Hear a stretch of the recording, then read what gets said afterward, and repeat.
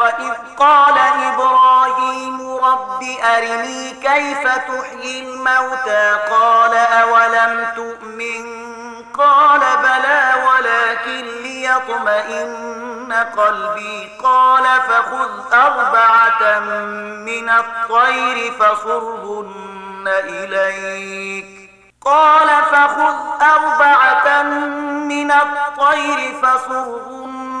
إليك ثم اجعل على كل جبل منهن جزءا ثم ادعهن يأتينك سعيا واعلم أن الله عزيز حكيم. او هغه پیښه دې هم در په زړه وي چې کله ابراهیم علیه السلام ویلي و چې زما څښتنه ما ته راوښیه چې ته په څه شان مړي ژوندي کوې. ویې فرمایل آیا ستا پرې ایمان نشته؟ هغه عرض وکړ ایمان خو لرم خو د زړه ډاډي نه غواړم. ویې فرمایل ښه نو 4 مرغۍ راواخله، هغوی سره ټوټه ټوټه کړه، په خپلو کې ګډې ځان ته مایلې کړه، بیا د هغو یوه ټوټه پر بیلابیلو غرونو کېږده، بیا هغو ته نارې کړه هغوی به تا ته په ځغستا راشي. په دې ښه پوه شه چې الله لوی واکمن او د حکمت څښتن دی. مثل الذين ينفقون أموالهم في سبيل الله كمثل حبة أنبتت 7 سنابل في كل سنبلة 100 حبة والله يضاعف لمن يشاء والله واسع عليم. کوم خلک چې خپل مالونه د الله په لار کې لګوي د هغو د لګښت مثال داسې دی لکه چې یوه دانه وکرله شي او له هغې نه 7 وږي زرغون شي او په هر وږي کې 100 دانې وي. په همدې ډول چې کله د چا عمل ته د الله خوښه شي زیاتوالی پکې راولي، هغه هم پراخونکی او هم د علم څښتن دی. الذين ينفقون أموالهم في سبيل الله ثم لا يتبعون ما أنفقوا منا ولا أذى لهم أجرهم عند ربهم ولا خوف عليهم ولا هم يحزنون. قول معروف ومغفرة خير من صدقة يتبعها أذى والله غني حليم. کوم خلک چې خپل مالونه د الله په لار کې لګوي او له لګښت نه وروسته فاصلونه نه کوي نه آزار ورکوي، د هغو ثواب د هغو د رب سره دی او پر هغو څه ویره طرحه غم خفګان نشته. یوه خوږه خبره او له یوې ناوړې خبرې نه تېرېدل له هغه خیرات نه ډېر ښه دي چې ورپسې آزارول وي. الله بې اړي دی او زغم د هغه صفت دی. يا أيها الذين آمنوا لا تبطلوا صدقاتكم بالمن والأذى كالذي ينفق ماله رئاء الناس ولا يؤمن بالله واليوم الآخر فمثله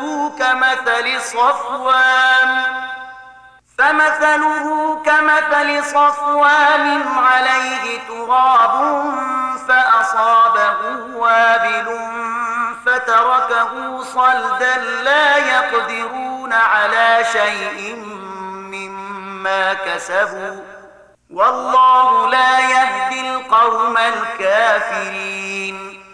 اے مؤمنان، خپل خیراتونه په فاصلونه او آزار رسولو د هغه چا په څیر مخاورې کوي چې خپل مال محض خلکو ته د ښودلو لپاره لګوي او نه پر خدای ایمان وي او نه پر آخرت.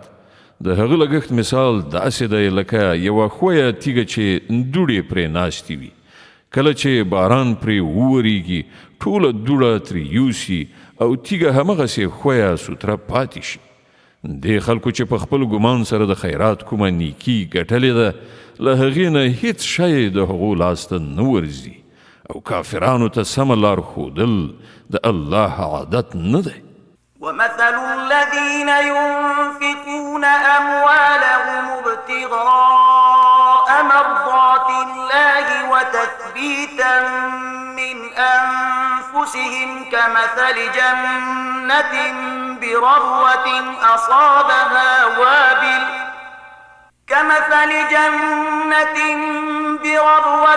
أصابها وابل فآتت أكلها ضعفين فإن لم يصبها وابل فطل والله بما تعملون بصير. د دې پر خلاف کوم خلک چې خپل مالونه یوازې د الله د خوشالولو لپاره په ډاډه زړه او ثبات لګوي، د هغو لګښت مثال داسې دی لکه چې په کومه هسکه کې یو باغ وي، که شیبه باران پرې وورېږي نو 2 چنده میوې نیسي، او که باران پرې ونه وورېږي هم نو یوه پرخه یعنې شبنم ورته کافي وي. تاسې چې هر څه کوئ خدای د هغو لیدونکی دی.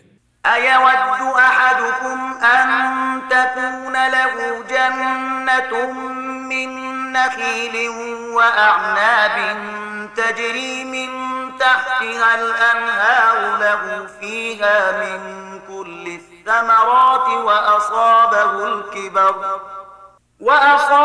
الكبر وله ذرية ضعفاء فأصابها إعصار فيه نار فاحترقت كذلك يبين الله لكم الآيات لعلكم تتفكرون.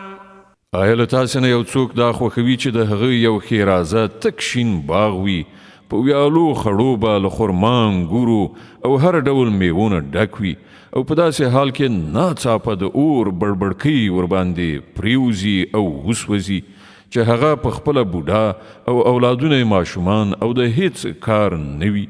په دغه ډول الله تاسې ته خپلې خبرې بیانوي، تاسې ته ښایي چې غور او فکر وکړئ. يا أيها الذين آمنوا أنفقوا من طيبات ما كسبتم ومما أخرجنا لكم من الأرض ولا تيمموا الخبيث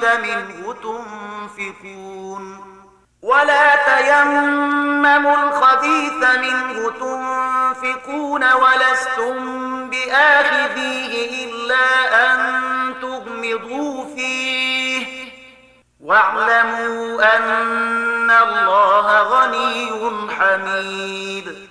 ای مؤمنانو، کوم مالونه چې تاسې ګټلي دي او کوم شیان چې مونږ ستاسې لپاره له ځمکې نه راویستلي دي، د هغو ډیره غوره برخه د خدای په لار کې ولګوئ. داسې نه چې د هغه په لار کې د ورکړې لپاره د ډیره ناکاره شي ورکولو کوشش وکړئ. په داسې حال کې چې که همغه شی څوک تاسې ته درکړي نو تاسې به هیڅکله د هغه اخیستلو ته زړه ښه نه کړئ، مګر دا چې د هغه په قبلولو کې له سترګو پټولو نه کار واخلئ. تاسې باید په دې پوه اوسئ چې الله بې نیازه دی او د ډیرو غوره ستاینو څښتن دی. الشيطان يعدكم الفقر ويأمركم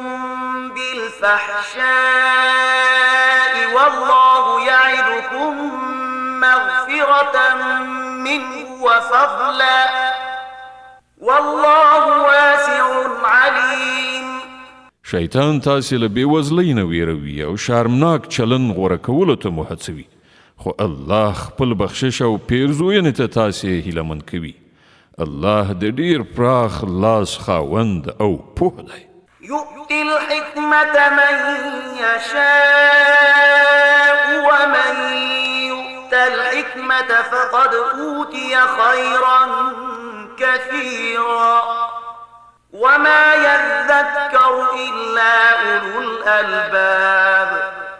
چاته چې خوښه شي حکمت ورکوي او چاته چې حکمت ورکړ شي هغه ته په حقیقت کې ستر دولت ورکړ شو. له دې خبرونه یوازې هغه کسان درس اخلي چې د پوهې خاوندان دي. وما أنفقتم من نفقة أو نذرتم من نذر فإن الله يعلمه وما للظالمين من أنصار. تاسې چې هر څه لګولی وي او هر څه چې مو نظر منلی وي الله پرې پوه دی او د تیری کوونکو هیڅ مرستندوی نشته.